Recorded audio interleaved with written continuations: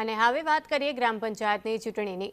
પોરબંદર, રણાવાવ અને કુતિયાણા એમ ત્રણેય તાલુકાની કુલ 56 ગ્રામ પંચાયતમાં ચૂંટણી યોજાવાની છે। ત્યારે ઘણી ગ્રામ પંચાયતો એવી છે કે જ્યાં વહીવટી શાસન હોવાના કારણે વિકાસના કામો ઠપ થઈ ચૂક્યા છે।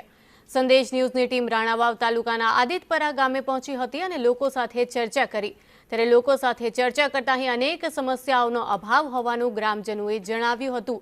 અનેક રજૂઆતો કરી છે, છતાં પણ કોઈ જ નિરાકરણ નથી આવતું તેવું પણ સ્થાનિકો જણાવી રહ્યા છે। રાણાવાવ તાલુકાના આદિતપરા ગામમાં વીજ પુરવઠાની બહુ મોટી સમસ્યા છે સર્જાતી હોય છે।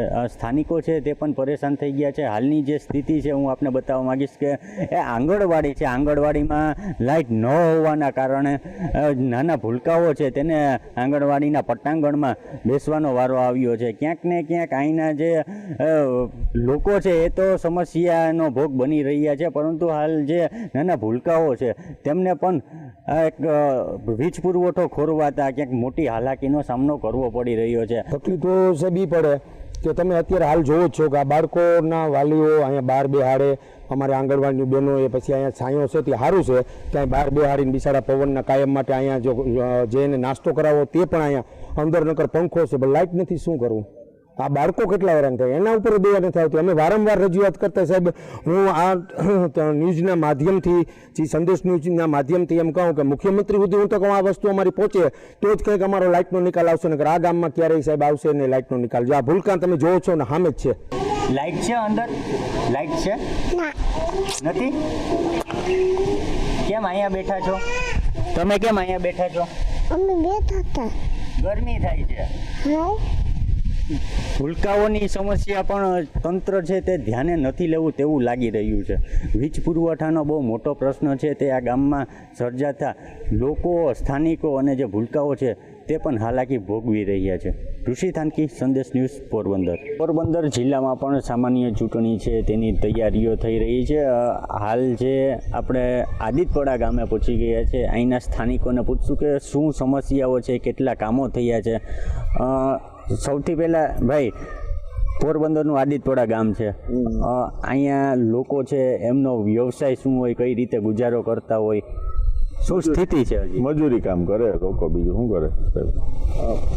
આદિતપરા ગામમાં સૌથી વધારે કઈ સુવિધાની જરૂર છે?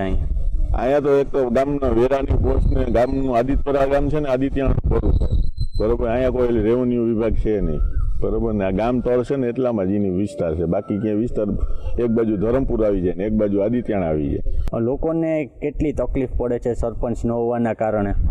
એક તો છે ને સરપંચ ન હોવા છતાં અને બીજા નંબર ખાલી પંચાયત છે અમારા ગામમાં, બરોબર? રેવન્યુ નથી। એટલે આજે જે ખેડૂત છે એમાં મોસ્ટલી ખેડૂત વર્ગ જ છે ને મજૂર વર્ગ છે, તો રેવન્યુનું જે કંઈ કામ હોય તો અમારે સિટી તલાટી રાણા ઉપરથી જવું પડે છે 2 નંબર ગામ નમૂના કઢાવવા માટે। ત્યાં જઈએ તો એ લોકો એમ કહે છે કે ભાઈ અમારી પાસે રેકોર્ડ નથી કોઈ। હાલની તકમાં જે ગામના જે 2 નંબરવાળા જે પ્લોટ છે એનાય રેકોર્ડ નથી।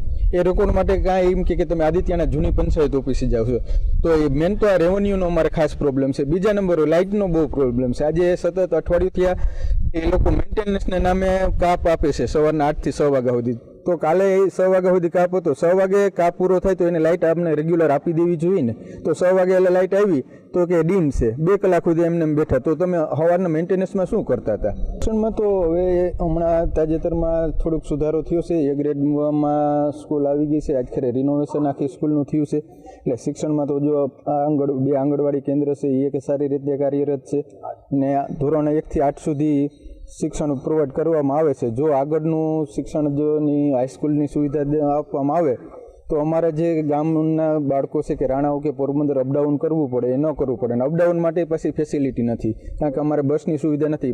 એક જ રૂટની બસ આવે, સવારે 7 વાગે આવે છે, રાણાઓ પોરબંદર બાજુથી આવે ને રાણાઓ જઈને પાછા 2:30 વાગે આવે।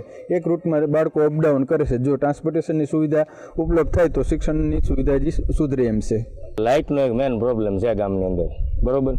કે 8 થી 10 સુધી કોઈ જવાબ જ નથી, તો લાઇટ આવે નથી આવતી, શું છે શું નથી, મેન પ્રશ્ન એ જ છે। લ્યો ને, આમાં કોઈ ઘટનું બૂટું હોઈ જાય તેની જવાબદારી કોણ લે, બરોબર? જી, આદિતપરા ગામમાં મોટો પ્રશ્ન છે તે વીજ પુરવઠાનો સ્થાનિકો છે તે જણાવી રહ્યા છે। આગામી દિવસોમાં અહીંયા સામાન્ય ચૂંટણી છે તે યોજાવાની છે, અને આગામી દિવસોમાં જોવાનું કે ચૂંટણી બાદ આ ગામનો વિકાસ કઈ રીતે અને કેવી રીતે થાય. ઋષિ થાનકી, સંદેશ ન્યૂઝ, પોરબંદર. સમાચારમાં હાલ રોકાઈશું એક વિરામ માટે.